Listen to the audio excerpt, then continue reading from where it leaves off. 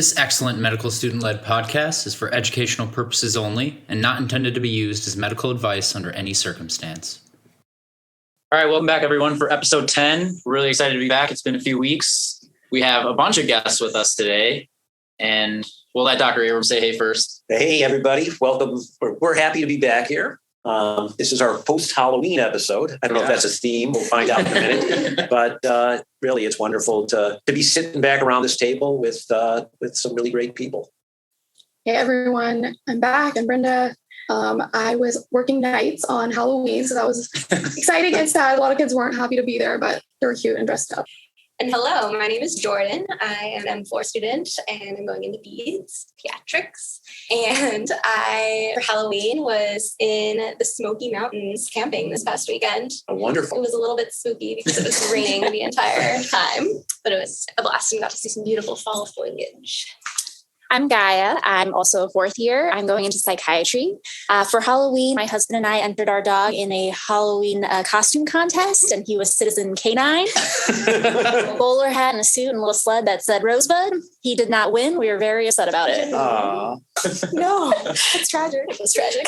Hi, everyone. I'm Kate. I am also a fourth year going into internal medicine. For Halloween, I did multiple things, one of which was go with Gaya to her little sister's a cappella concert. It's her senior year, and she's president of our a cappella group. I dressed up as Pikachu because my last name is Chu, and I just think that's hilarious. And fun fact, we're roommates. What'd you do for Halloween, Dr. Abrams? I actually gave out candy on Halloween. And I am at the phase of my life where, you go through the stages of Halloween, I think. So when you're a kid, you love Halloween up to a certain age. And then eventually you don't want to have anything to do with Halloween. When you have kids, you get back into Halloween. And so, you dress up, your kids dress up, and you go out and do Halloween. And then when your kids grow up, you try to avoid Halloween as possible for a couple of years, like you turn off the lights or go out, but then you get back into it again because you want to see everybody in the neighborhood. So I stood at the door and I handed out candy. Do you give out full-size candy bars? I was also going to Very important. How big is full size? So the answer is, we must have spent $50 to $100 on candy this year. So there was lots of candy that was given out. And, the really big bars, just like your normal Kit Kat bar, we give out the normal. That's full size. That's full size. Not the giant. Not the giant ones. Yeah. Gotta keep the kids healthy. I went to my sister. She just got a house in the suburbs, and she invited us for Halloween, and she wanted to make a point to give out full-size candy bars. So she there were 10 different kinds, and she laid them out on the table for the kids to choose which one. And it was funny when they'd come up in a group, a lot of the kids would fight. No, I want this one. But The new most popular house in the neighborhood. That's what you got to do. Don't you remember when you were a kid planning out which houses you got full-size candy bars? I do. All right, guys. Well, we're doing something new here today. We're going to be presenting our first PEDS case. Woohoo. And what a perfect time to do it. We have Brinda here, and then Jordan's going into PEDS. And like Dr. Abrams said, everyone after 2 years old is basically an adult anyways. So I think we'll all be able to help out. So if the patient's under 2, we're out. Comic relief in the background. All right, let's get things started. All right, so not.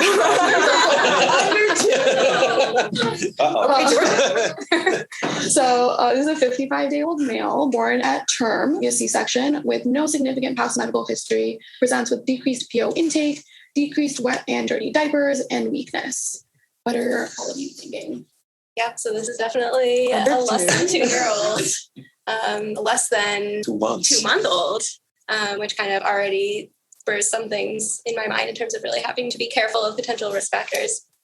Immediately, the first thing that comes to mind is kind of any infectious etiology.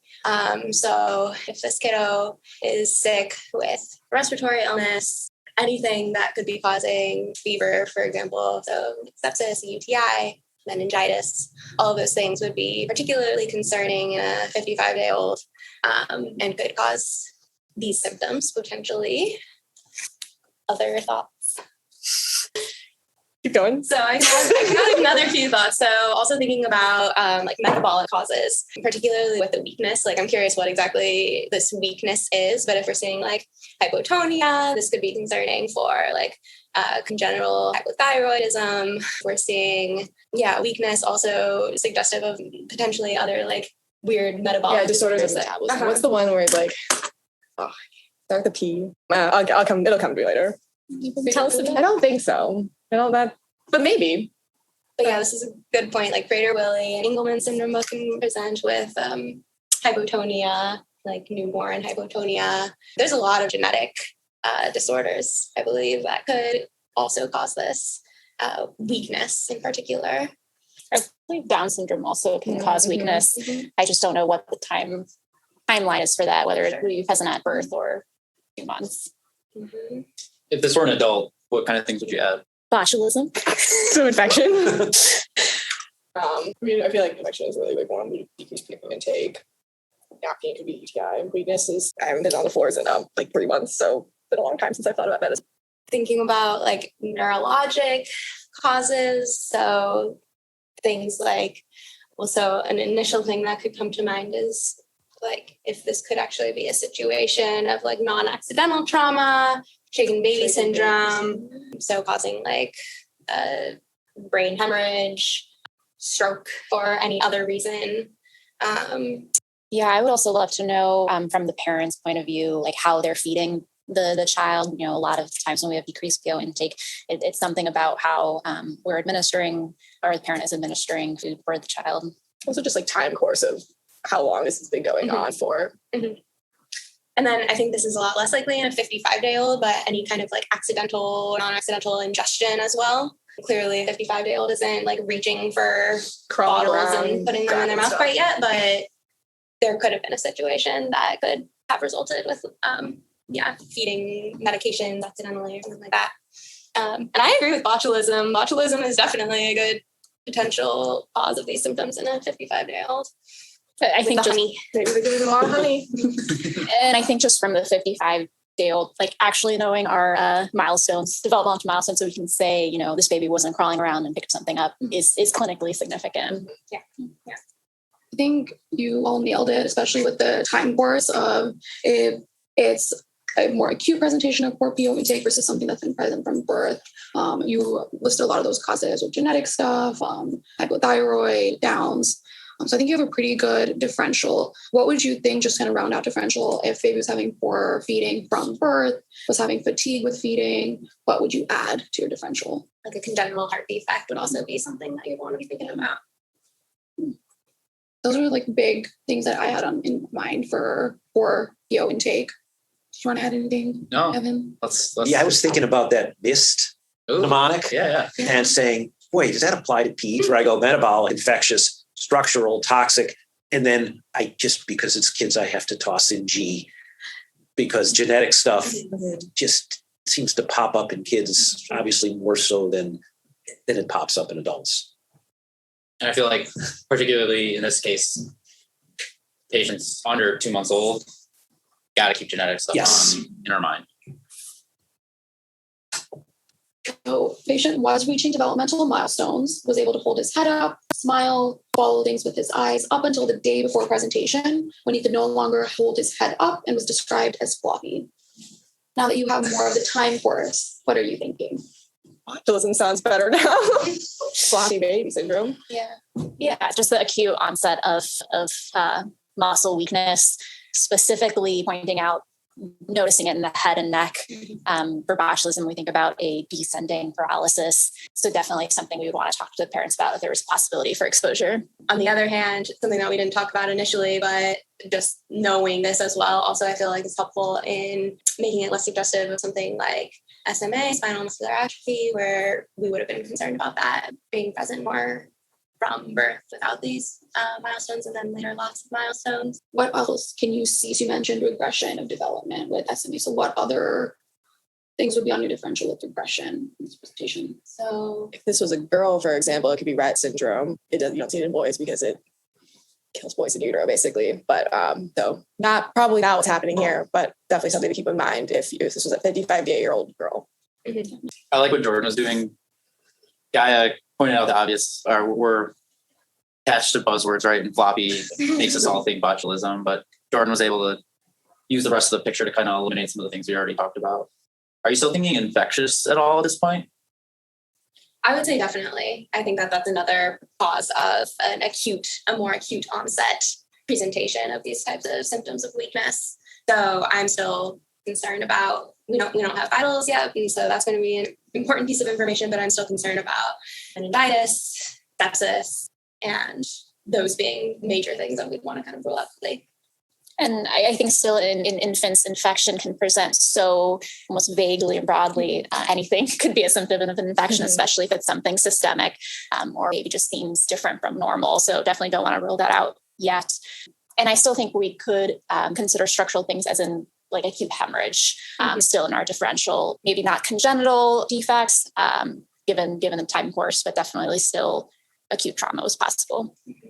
And toxic still being a possibility as well. And then I think just so I don't let you guys throw out your anchor too early, how would you expand on a differential for floppy baby? So when I hear the word floppy, I think that the more kind of medical term would be like hypotonia. We have, I think, talked about quite a few of the potential things with like neurologic causes, genetic causes. I was thinking about this a little bit more as I just had more time to brainstorm that in terms of when you get to like this broad category of like metabolic causes that could be genetic, may or may not be captured on like the neonatal screen, would include things like peroxisome disorders and like lysosome disorders. There's a lot of disorders that fit into those types of things, but it can definitely cause hypotonia. There you have your like Krabbe disease, you have your like Zellweger syndrome, and then like non-metabolic genetic causes like Rett syndrome and congenital hypothyroid. Yes, I also think Prader-Willi is actually what I was thinking of. Yes, Which causes hypotonia too. absolutely. Down syndrome and any of the other like trisomies that can be compatible with life. I think also like electrolyte disturbances should be on the differential as well. Again, kind of going back to feeding, if there's incorrect dilution with formula, for example, that could be contributing to electrolyte disturbances. And also like potentially some vitamin deficiencies. What you said brings that to mind too. Pretty good. Right. So on presentation to the ED, he was found to be grunting and hypoxic to 82% SpO2, required initiation of BiPAP, and subsequently required intubation about a week later. I don't know how this changes it for us that much. Like, It's definitely concerning. yeah, this is bad. Was having respiratory distress that now progressed to acute respiratory failure. Hypoxia, I think, brings to mind a lot of questions about like, okay, why are they having hypoxia? Is it due to this respiratory distress, potentially due to like this weakness, this like inability to support the head? Is suggestive that maybe they're having like muscle weakness also of like their accessory respiratory muscles. And is that what led? Was it kind of this like physical Hypoventilation. Yeah, inability to maintain the respiratory effort that led to this? Or, hypoxia also brings to mind, okay, maybe there's like pulmonary pathology, maybe there's cardiac pathology. So kind of bringing those and potential like infectious causes that could be impacting the lungs, or also like congenital causes that could actually cardiac physiology, putting this infant at risk for hypoxia as well, a little bit higher. But I think based on what we already know about like this developing weakness, that's kind of like still top of my mind about maybe what caused this respiratory failure was because due to the like muscle weakness that this infant was experiencing due to some cause. So since tempo is everything, Yeah. I think you get a picture of what the tempo of this illness is now. And I'll leave it at that. You get a picture of what the tempo is. And does the tempo of this illness change your thinking? I feel like it's happening so quickly. Like it's much more acute than I would expect from something that's like necessarily like a genetic or like a genetic cause. I feel like that we'd see kind of more slowly progress. This is like within a week, he's hypoxic to 82, can't breathe, needs to be intubated. And we don't know how long he had been like that hypoxic for. I also though do think it's a little bit interesting that it did take a week for him to require intubation. So on BiPAP, he was still making some respiratory effort, and he theoretically didn't lose all of his ability to use his muscles to help him out. Yeah, I'm with you. It's almost more subacute than acute because he lasted for a week before intubation. Yeah. And it continued to get worse in the hospital versus something like you would think an acute ingestion, you'd be getting better as it left the system. Great point. And if we mentioned electrolyte disturbances and various metabolic things, so if it was like something simple like hypoglycemia, we would assume they would have checked and you would have responded appropriately, right? So I think factoring in, like, now we have a week's worth of information, even though it's not much information, you're able to say with confidence that we can put those in the back of our mind and start thinking about some of the more subacute things in front. Sounds like your leading differential right now is respiratory distress secondary to muscle weakness. You had mentioned botulism is one of those causes. Are there other things that could cause like muscle weakness and respiratory distress like this? The Guillain-Barré can cause muscle weakness and respiratory distress. Absolutely. What would the picture for that look like? It's typically an ascending weakness. So it starts with your feet and goes up. And this is starting with the head and going down. I don't know if it's different for kids. But like, I can only assume it's probably the same. I would love to review really quick BiPAP and what specifically that, just reviewing what that's providing for the infant. I think that'll also change what we think is going on. BiPAP, my understanding, is basically like you have the bottom level of pressure. That's like your continuous pressure, right? So that's just providing constant pressure to help open up the lungs. And then they also need, on top of that, when they inspire, extra pressure over like it's PEEP, right? It's non-invasive ventilation. Yeah. Think of it that way. So it's a pressure-based, non-invasive ventilation. That they have to still initiate. Right. It blows air into you. Okay. Just at different levels of pressure. Thinking about other things on the differential for subacute progressive muscle paralysis. I wish I remembered more. Is one but A&amp? Is that something? One. It's like ADEM. Is that? Yeah. Is that one? Yeah. I don't remember what it stands for. I did just read a New York Times article about a basketball player who actually had that and like was like basically paralyzed for a little bit. I also wish I remember what it stood for. Acute demyelinating something. Actually, no. That's my guess. But extrapolate this patient to an adult again. So like what causes of respiratory muscle failure can an adult present with? Something like myasthenia gravis is one. That's the first one that comes to mind. Lambert-Eaton syndrome being another, like an acute flaccid paralysis can come from something like polio, and also actually come from a lot of different viruses. I think enteroviruses like predominantly. So whether that's you're having like a meningoencephalitis or it's kind of like a post-viral syndrome, that's another thing that I know of can cause this in kiddos. So I'm not a pediatrician, so I'm looking to you, Brinda. So far, I've heard this unbelievable sort of differential diagnosis for this case. I'm like, there's like 10 things. I don't even know what they're talking about. Like, Adam, what's that? Apparently acute disseminated encephalomyelitis. There you go. Oh, okay. That's close. I think cute, right? Yeah.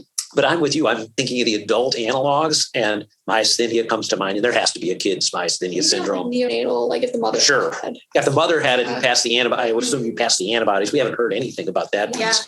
And then you got the Guillain-Barré, and the differential diagnosis is probably fairly limited for an acute process like this. Other ones that came to mind for me were like a transverse myelitis picture.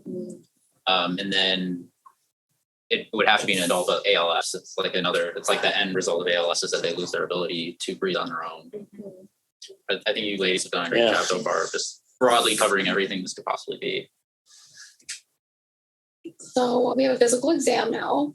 The physical exam vitals were blood pressure of 95/50, heart rate 180, temperature of 97.9, respiratory rate of 20 on SIMV, pressure control, mechanical ventilation.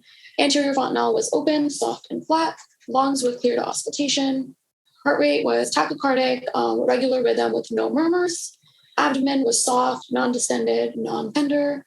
And then the neuro exam, which we all want. Patient was noted to have a head lag, poor truncal tone with no anti-gravity resistance, poor anal tone. And then with pupillary fatigability test, there was decreased pupillary response to light as time went on. Right. Interesting. Why don't you talk about what the findings kind of suggest, just like physiologically even? In terms of like, significant findings. Yeah. So, well, first of all, I was just going to say that this kiddo is a bit tachycardic, but otherwise seems to be stable on mechanical ventilation. So that's reassuring to me. As for neuro exam, you want to take that on? I was just going to comment on the rest of the exam. The anterior fontanelle is open, soft, and flat, really not giving us the buzzwords for things like dehydration or increased intracranial pressure. Lungs were clear to auscultation, so not really painting us a pneumonia picture. Heart was tachycardic, but regular than no murmurs. Our human ears are pretty bad at hearing murmurs, but it doesn't make Especially it... with a heart rate of 180. Yeah, especially in the heart rate of 180. So that doesn't really help us kind of rule out cardiac etiology necessarily. Abdomen was soft, non-distended, non-tender. Again, reassuring exam finding, although that was not very high on our GI was not very high on our differential to begin with, but still important to note nonetheless. And then for the neuro exam, you can just see that this baby has very little tone, if any. Just in general, pretty much all muscles are lack tone. What's interesting is the pupillary fatigability. You get decreased pupillary response to light as time went on, which kind of reminds me of when you test for like myasthenia, for example, where you get fatigability. The more you stimulate the muscle, the less it contracts and reacts to the stimulation. So that seems kind of similar. I don't know if it's an equivalent test, but interesting. And I think, again, how broad the hypotonia is, including that the anal tone was poor, it seems less like it's not a focal neuro deficit, whether that, I guess us deciding, is that from a spinal cord, brain involvement, or something, metabolic overall. Those are the things that come to mind. I feel like if we're going to pick between what you said, I think the more global, like metabolic stuff makes more sense, just because in order for him to have some sort of brain thing going on that would cause all of these symptoms, like that would be like most of his brain, right? Good point. Same with the spinal cord. To localize. Yeah, you can't localize. Same with the spinal cord too. Yeah, the level of the spinal cord. Really. Which leads me away from like a specific neuro cause to what's happening, unless it's something like Guillain-Barré, in which case like also neuro, but. And then the temperature, going back to that he's febrile, we were thinking a lot about infectious etiology, and while fever is not required for that, it just kind of puts a lower on a differential, or things like encephalitis and meningitis I would expect typically for a patient to be febrile. Mm-hmm. Also, it's nice to see that this infant is normothermic, so also not having like a low temperature that could be concerning for something like sepsis in an infant. So it sounds like with the vital signs and the fact that the baby's afebrile, infection is less likely on your list. But with this neuro exam, I know earlier, Jordyn, you mentioned with the hypotonic baby, like kind of if they're in sepsis and listless, that it's hard to differentiate. Does this neuro exam point you more towards hypotonia secondary to like true muscle weakness, or do you think this could still be sepsis, putting the vital signs aside? I think that there's true muscle weakness going on here, given this neuro exam. It's not just listlessness. You guys all said some really great things, and particularly Jordyn said we can't localize the lesion, and Gaya took like a more, broad look at the problem at hand by saying this is something we're not able to connect these symptoms with just one thing. And that definitely helps narrow your differential. And it sounds like it's already leading you down a particular path, and let's see what the next aliquot brings. So the patient is up to date on immunizations. He drinks Infamil formula milk and has not had any solid foods or canned foods. He has not eaten any honey, and no one in the family has eaten honey recently. And he has not been near any construction sites, and no one in the family has been gardening around him. Okay, so not botulism. Making botulism lower on. Yeah. This is a nice exposure history, which is important to have especially when we're considering those like infectious etiologies, especially with like botulism on our differential. We're looking for things that could introduce spores into this baby's environment that could possibly have been ingested. So yeah, the honey, the no canned foods, the no any food other than formula. And then even like the gardening and construction sites, I think, is also kind of trying to reassure us that there aren't spores that this infant could have consumed. I think that a point Gaya brought up earlier, though, about the formula mixing could still be a question. We don't know if this is a formula powder, if there could have been water that was mixed into with the formula powder that could have had something in it. If the patient wasn't up to date on immunizations, would that change anything? Just as a reminder, because I definitely had to look this up, like which immunizations they get by 2 months. Usually by then they would have done Hep B, DTaP, Haemophilus influenza type B, polio, pneumococcal, and rotavirus. So assuming that he got the 2-month vaccination, so that's what he would have gotten. Sure. I mean, we initially were talking about polio, reassuring that it's been vaccinated. I think also DTaP also is important, and that those are the two that come to mind. Yeah, tetanus would usually present with like a spastic paralysis, but reassuring that the baby's been vaccinated against tetanus and also been vaccinated against some of the common concerning causes of sepsis, like pneumonia and H flu. So that's reassuring as well. We don't think this infant is particularly an increased risk for those infectious etiologies. So I'm asking you a question, or maybe you guys a question, because the fact that the infant is non-breastfeeding means we did talk about neonatal myasthenia, which would be a breastfeeding disease, right? And so I don't know if there's other antibodies that could pass from mother to baby that could cause a syndrome like this, but it does maybe rule out neonatal myasthenia. Absolutely. And you usually tend to see it like earlier in infancy, not like 55 days. So I would agree that it doesn't rule. Although maybe she breastfed for the first month and then she stopped. And this is this is shortly after she stopped. And I'm not sure, but what's coming to mind, like with particular congenital myasthenia, is it's an IgG antibody that is able to cross the placenta, whereas in breast milk, it's typically IgA. So you wouldn't see that, right? Mm-hmm. Yeah. So I don't know, but all good points to consider. Dr. Abrams, what would you do next? What would I do? Yeah. I would call the pediatric neurologist and say, tell me what this, I would be thinking about this as what's happening at the neuromuscular junction. Yeah. Because I do think that fatigability, it's not something that I see pointed out much, but maybe it is a big clue to this. And, so I think, is it nerve? Is it, which side is it on? Is it inside the junction? And, when you think about myasthenia and Lambert-Eaton, you think about why they, one gets better and one doesn't get better. It does help you place that. And so this is almost kind of the opposite here. And I do think it probably will tell you exactly where this is happening, which may give you focus your differential diagnosis. That's what I say. I'd call either the ophthalmologist or the neurologist and say, what is this? He's localizing the lesion. It's a great point. I think everything does point towards like the neuromuscular junction at this point. So even though it's diffuse, we're still able to localize. That was one physical exam piece that I've never seen that before. Unless you tell me that happens in kids all the time and this is what you put in kids. First time I saw it too.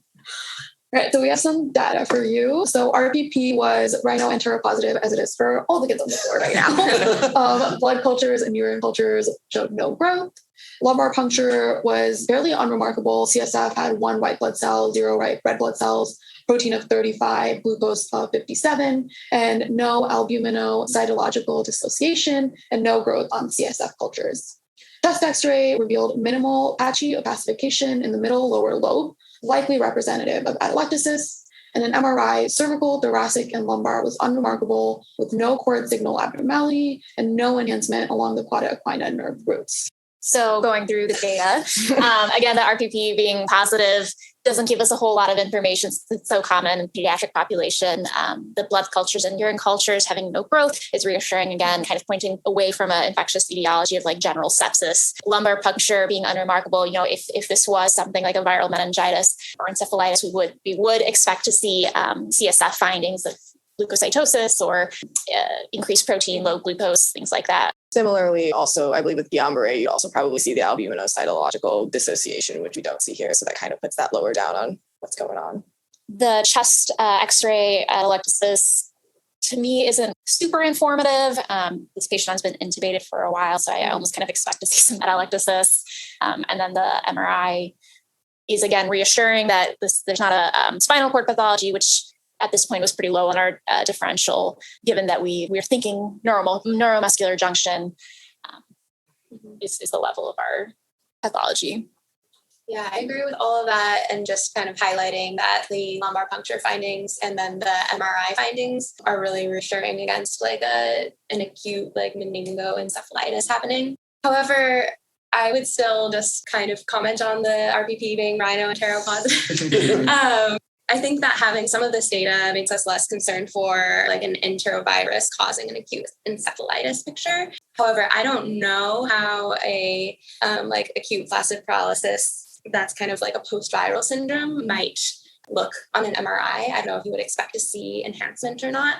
So that is something like seeing that rhino enteropositive, especially with knowing that like enteroviruses can cause this kind of a syndrome. And I read something recently about it. It's a polio-like enterovirus that it's not polio, but it I don't know where I think it's called non-polio Yes, okay, so, and I only know it for reviewing for this. So, but has a polio-like syndrome. Yeah. So I'm with you.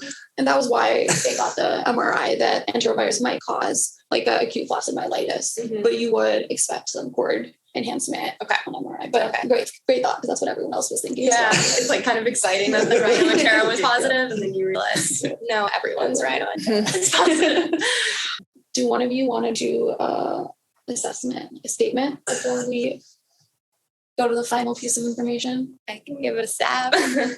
We have a previously healthy 55-day-old infant who presented with progressive diffuse muscle weakness resulting in chronic hypoxic respiratory failure, currently with stable vital signs on invasive ventilation, who is rhinoenterovirus positive, but otherwise with negative, pan culture negative, and MRI with no significant concerning findings.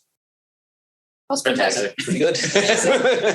What are the next steps, you think? What would you want to do next? Okay, so thinking about like how do we assess the neuromuscular junction, which I think Dr. Abrams brought up a really good point. I'm honestly forgetting the name of this study, like an electromyogram. Yeah, and like the nerve. Is it just nerve stimulation? You think so? Nerve conduction studies. Nerve conduction studies. Thank you. So that might be something I would consider. And then I don't know. I am a little bit curious about whether there could be any like auto antibodies that we're looking for. Is there just a general panel? An auto antibody panel. Yeah, love it. For kids. Do they have those? You send them out to mail and they come back in like 7 months. Some sort of auto antibody. For kids. Specifically. You were concerned about botulism. It looks like there's no exposure history. Is that something you would still want to keep under differential? Would you test for that in any way? Yeah, I'm gonna keep it on my differential. Absolutely. Would you serum botulism antibody testing? I'm not so sure. That's on the kids' channel. I don't know. I just look for botulism, to be honest. So you just look for the toxin in the stool sample. Easy. Yeah, that's so We easy. should definitely look for that. Absolutely. So 2 stool samples were sent to test for botulism toxin. First aliquot. That's the best anyone's ever done. Yeah, I was shocked. I just stared at you. Yeah, so both stool samples were confirmed positive for botulism toxin A. Spoiler alert. How did this baby did get the infant exposed to get botulism? But I think it's really important to note that like the information that we gather from the history taking from the parents is not always, we still would like to send confirmatory tests, especially for things that are, life-threatening, like botulism and low risk, low cost. Sure. The other thing is, Jordyn, is you're totally right. You don't know where the water comes from. You don't know any of that. I mean, you just don't know. Mm-hmm. Yeah, it's not necessarily that we're concerned that the parents didn't have accurate information to provide, but we don't know. We don't know every possible place that botulism spores could come from. So there's certainly, if there's a way to test. And sorry, what I meant to say is like the parents also may not know where this exposure comes from. If you say, is there any possible way your child was exposed to poison or, something like that? I don't think I gave my child poison. Exactly. To kind of bring this even more full circle, I was on ID and they brought in Dr. Worley, who's the ped ID specialist who normally doesn't come, it sounds like, to this conference to present this case. And it was fascinating. And how they do it is they do a few cases per conference and have a fellow that's assigned to be the discussant. So much like this, the case was presented to the fellow and they did not say the word botulism until the very last aliquot. And you said it in the first. They covered all kinds of crazy infectious things that I don't even remember. But did they just rule it out because the parents said that there was no exposure to honey, or like? Probably was they've never seen a case. I feel like when you're taught in first and second year about botulism, you hear floppy baby and you think immediately botulism, which is I'm sure probably what triggered that for Gaia. I think it's more because recently took step 2. I think that's absolutely right. Like, because we're less removed from that, we thought we were able to remember that association where that person is kind of further along in their training and we don't ever see these cases. Right. But I would like to give props to Jordyn for carrying this team and actually going by system and creating a broad differential and helping us out. That was most of the work. She's the true winner here. Brinda, do you have any wrap up on this patient in particular? Do you know what has happened since? And So he got discharged I saw him about a month ago, got discharged about a week ago and started showing improvement, was extubated successfully, so starting to take good PO intake. So overall, a good prognosis, and we'll go through some teaching points. But just to kind of summarize the thought process when all this was happening. So Dr. Abrams, you mentioned it's a very small differential for acute hypotonic infant. And so when we first saw this baby, our top 3 things that we were thinking were acute flaccid myelitis, secondary to a rhinoenterovirus. We also thought maybe Guillain-Barré syndrome, GBS, just because initially the history was unclear in mom being able to tell us that it was initially the head lag. It was more a generalized weakness presentation that we were given. We wanted to consider GBS. Mom also had this association that these symptoms started the day after he got vaccinations. And there are some reports of GBS following vaccinations, not very common. That was a reason we considered GBS. And then our third one, obviously, was botulism. Those were our big 3 differentials for. I have to ask the question, COVID in very young kids, because, something unusual happens and we've got a new disease around there. No idea. In terms of seeing So, could this be COVID? That would be my first, say, I've never seen this before. COVID. Exactly. I feel anything can be COVID, especially with in the kids that's presenting with variable symptoms, general inflammatory response. I think I've definitely heard of some cases of an encephalitis type picture in kids. Yeah, you think that's it. They went down the entire, brain pathway. They went brain board. And again, it does seem, based on the physical exam, that it just seems like such a clue what you described in the pupillary exam, that you're kind of done with it. And you said, this is where it is, if that exam finding is meaningful. Mm-hmm. So we called the California Health Department and they asked us to do the pupillary fatigability test. We had never heard about it before, so we did that. And they had pretty high clinical suspicion based off of the entire physical exam. Do you start treating empirically at that point? Yes. So that's the big thing, that if there's any clinical suspicion, you treat right away. The antitoxin baby bag gets shipped from California. So they ship it overnight and then you send stool samples to California and then they'll confirm. But so kind of some advice. I know when we saw the lack of exposure history, all are okay, well, maybe not botulism, but a lot of botulism cases actually don't have an exposure history and they don't really know where it comes from. Terrifying. There's some reports of spores in the formula, powdered formula. So the California Health Department also tests the formula, the parents mail any formula they have left over. We haven't heard anything so far that's where this baby got it from. That's where Dr. Worley kind of left it off, that they were most suspicious that it was something related to the formula or the water that they were mixing in it. So they wouldn't be able to tell with the water, but they were sending the formula to have California test it. And I guess the CDC was also getting involved. Except it must have come from the water, because otherwise there'd be an outbreak. That would be in the news. So it has to be something very local about the water. Otherwise, we'd be reading the paper tomorrow and somebody would have described 8 cases of botulism in kids. The other interesting thing that I read is, even though you can find the spores in formula, powder, that more of the cases are seen with breastfeeding babies, which is also interesting. Right. But essentially can't rule out based on exposure history. So just some general. I have one more thing that you sparked my memory when you were saying GBS. The infectious disease docs were really focused on the maternal pregnancy history. Mm-hmm. And there was a lot of discussion about late onset ruby strep meningitis. Early on in their discussion, they thought this was the perfect time frame for that presentation, and then the symptoms before data started coming back to say it wasn't likely a meningitis or infection. But you sparked my memory with that. That's something we didn't really talk about is, what was the mother's health leading up to birth? Right. And just with the sepsis presentation, when I was listening to other discussions about botulism, that's part of the initial presentation. It's hard to distinguish between true weakness and is this weakness from just the sepsis and more of a listless baby. I think obviously like the pupillary fatigability test or anal tone, where we were able to clue into true muscle weakness. But in the initial presentation, that's part of the, it's hard to differentiate the two. So infantile botulism caused by inhalation of Clostridium botulism spores, which is an anaerobic spore-forming gram-positive bacillus. Spores are found in soil, in honey, and the reason that babies less than 12 months are more susceptible to it is just their GI tract doesn't really have mature flora. They have less gastric acidity that would like normally neutralize these spores. And then just like an overall more immature immune system, which allows for the spores to germinate and the toxin to be produced in the GI tract. And so sometimes the initial presentations actually with the GI symptoms, with like obviously the poor feeding because of the weakness, but also like parents have nausea, constipation, so you can have GI symptoms. So the toxin prevents the release of acetylcholine by blocking the calcium channels at the presynaptic nerve terminals. So the toxin causes a descending symmetric flaccid paralysis, which all of you clued in onto very early.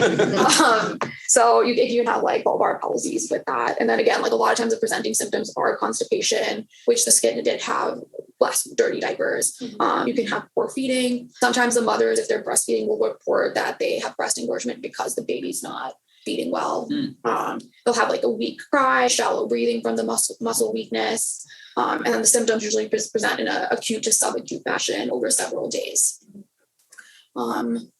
And then notable physical exam findings include head lag, the respiratory depression. Apparently 50% of infantile botulism patients require an advanced airway at some point because of the progression.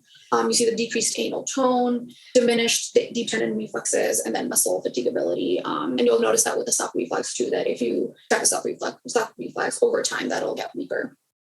And then, like we talked about, the decision to treat botulism with Baby Big, which is the antitoxin, is completely based on clinical presentation and shouldn't be delayed with confirmatory testing. And that's because the sooner you give it, the faster the antitoxin can bind the toxin, because it doesn't actually unbind the toxin once it's already bound to the terminal. So the sooner you do it, the more toxin you can bind and prevent that progression of respiratory distress. If you didn't initiate treatment, would this eventually just self-resolve if you kept mechanically ventilating? Yeah, so it does self-resolve. So I think with advancement with like mechanical ventilation, these kids still have a good prognosis. It's just a longer hospital course versus like before mechanical ventilation, then it would result in death. But with mechanical ventilation, they still do fine. So the toxin actually reduces hospitalization. And so the average hospitalization, if without the antitoxin, is about 5.7 weeks. And then with the toxin is 2.3 weeks. Our kid stayed for longer, and that's, I think, our kid didn't get it until like a week into hospitalization, and that was initially because the picture was kind of blurred with this rhinoenteritis, like was it a bronchiolitis? It was stable on BiPAP for about a week, and the hypotonia was also progressive, where like we saw him with ID like 1 week into presentation, where the hypotonia was very evident, but on initial presentation that didn't seem like the chief complaint. From what mom told the team, and the hypotonia wasn't as evident on physical exam. So he got it later into his hospital course. But prognosis is pretty good. They generally have a full recovery within several months to a year. Will continue to reach milestones after they return to their baseline. And then the important thing is when you do Baby Big, you avoid any live vaccines for 6 months. So then you just counsel parents on that and like communicate that to the pediatrician. So I'm trying to figure out why paralysis would be descending. When it almost makes sense that there should be no specific pattern to it. And I don't know the answer. I'm trying to think of a physiologic answer, except maybe there's more nerves. I think we're going to need to consult the curious clinician. Is there a reason GBS is ascending? Like, is it? No, I was thinking the same thing. I don't know. I'm thinking of these saying, why in the world would that be? Yeah. But clearly it is from what we hear here. Yeah, toxin mediated. You would think that it would be non-specific. It's coming from the colon. That's all I can think of. And like with GBS, I think we don't really entirely know what it is, other than like the prevailing theories like molecular mimicry. Mhm. But I don't also understand why that would lead to an Similarly, you asymmetry. would Yeah. think it would kind of be nonspecific. Is an EMG diagnostic in these people also? Is there any, you did talk about that before, and is there any reason to do an EMG on these kids for diagnosis? Or maybe you're just going to tell me that the stool test is so good that why would you want to stick a kid with more needles than he's going to be stuck with? I think the stool test was confirmatory enough. We discussed EMG before when we were still questioning whether it was really botulism. So I think the stool toxin is pretty sensitive. How surprised were people when they got this back? It was so surprising. We were consulted in the hallway by a PICU attending. She was like, "Am I crazy? Like, it sounds like botulism." Dr. Worley was like, "No, it sounds like botulism." But for a couple of days there, we were like, "There's no way, it couldn't be." And it was very interesting to watch it evolve. I do think it's a really interesting point that you brought up about the evolution, because this infant came in with poor feeding, poor like decreased output, and kind of this weakness that wasn't very clearly localized yet. Then probably came back rhino-enteropositive from the early side, I imagine. So that would, yes, they do a lot of RPPs pretty quick on there. And so the fact, and then was, in respiratory distress, then stable on BiPAP for a week or somewhat. Yeah, kind of creates a picture of rhino-enterobronchiolitis. And that's what we usually see, right? So I don't think anyone really questioned it for that first week. So easy to kind of bias and think, maybe that weakness really is just kind of like fatigue in the setting of a viral illness or whatnot. And what are the odds that you're going to actually see descending paralysis or be able to identify that in an infant who's not feeling well? Right. So I think we're a little lucky in the vignette. Yeah. Boy, you guys were great. That's all I can say. Yeah, that was a great case. That was awesome. And that was a really great discussion. Fantastic discussion. I have a lot to reflect on personally. Like, talking about so much. You'll do the schema, right? The schema for infantile, whatever. Well, on that note, guys, do you have anything you want to I close think out we'll with? just close out with this because this is we'll close on the high. How about that? Sounds great. So thanks to Jordyn, Gaya, and Kate for coming on. And Brinda bringing us our first Pete's case. You guys did great. I mean, set the record for first time mentioning the diagnosis in the first aliquot. So congrats. And we'll see you guys next time. Kind of fun. Thanks so much. Thanks for having us. you. Thanks again for listening. Person, time, and place. We'll see you next time.